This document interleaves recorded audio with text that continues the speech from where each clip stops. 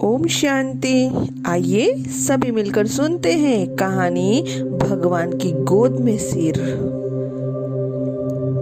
एक लड़की ने एक संत जी को बताया कि मेरे पिताजी बहुत बीमार हैं और अपने पलंग से उठ भी नहीं सकते। क्या आप उनसे मिलने हमारे घर पे आ सकते हैं? संत जी ने कहा, हाँ बेटी, मैं जरूर आऊंगा। संत जी जब उनसे मिलने उनके घर गए तो देखा कि एक बूढ़ा बीमार आदमी पलंग पर 2 तकियों पर सिर रखकर लेटा हुआ था, लेकिन एक खाली कुर्सी उसके पलंग के सामने पड़ी थी। संत जी ने उस बूढ़े और बीमार आदमी से पूछा कि मुझे लगता है कि शायद आप मेरी प्रतीक्षा कर रहे थे। उस वृद्ध आदमी ने कहा, जी नहीं, आप कौन हैं? संत जी ने अपना परिचय दिया और फिर कहा, मुझे ये खाली कुर्सी देखकर लगा कि आपको मेरे आने का आभास हो गया है। वो आदमी बोला, संत जी, अगर आपको बुरा न लगे तो कृपया कमरे का दरवाजा बंद कर दीजिए। संत जी को थोड़ी हैरानी तो जरूर हुई, फिर भी संत जी ने दरवाजा बंद कर दिया। वो बीमार आदमी बोला कि दरअसल इस खाली कुर्सी का राज मैंने आज तक किसी को नहीं बताया, अपनी बेटी को भी नहीं। दरअसल अपनी पूरी जिंदगी में मैं ये जान नहीं सका कि प्रार्थना कैसे की जाती है, लेकिन मैं हर रोज मंदिर जाता जरूर था, लेकिन कुछ समझ में नहीं आता था। लगभग 4 साल पहले मेरा एक दोस्त मुझे मिलने आया। उसने मुझे बताया कि हर प्रार्थना भगवान से सीधे ही की जा सकती है।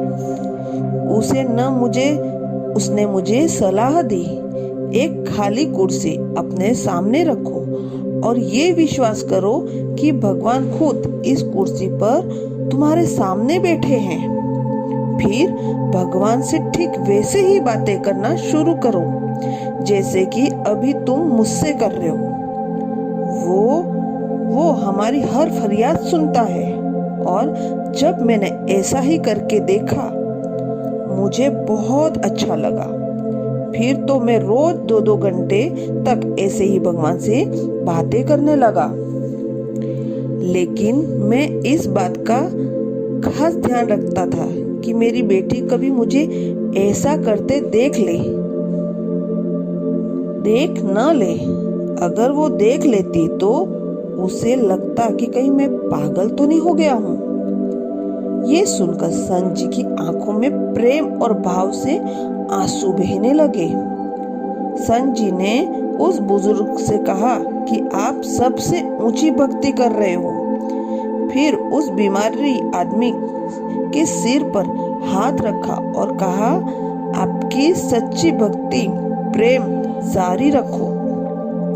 संत जी अपने आश्रम में लौट गए, लेकिन 5 दिन बाद वह बेटी संत जी से वापस मिलने आई और उन्होंने बताया कि जिस दिन आप मेरे पिताजी से मिले थे वो बहुत खुश थे, लेकिन कल सुबह 4 बजे मेरे पिताजी ने प्राण त्याग दिए। बेटी ने बताया कि मैं जब घर से अपने काम पर जा रही थी तो उन्होंने बुलाया, मेरा माथा प्यार से चूमा। उनके चेहरे पर बहुत शांति थी, उनकी आंखें आंसुओं से भरी हुई थी। लेकिन वापस लौटकर मैंने एक अजीब सी चीज देखी। वो ऐसी मुद्रा में अपने बिस्तर पर बैठे थे जैसे खाली कुर्सी पर उन्होंने किसी की गोद में अपना सिर झुका रखा हो, जबकि कुर्सी तो हमेशा की तरह खाली थी। संत जी, मेरे पिताजी ने खाली कुर्सी के आगे सिर क्यों झुका रखा था?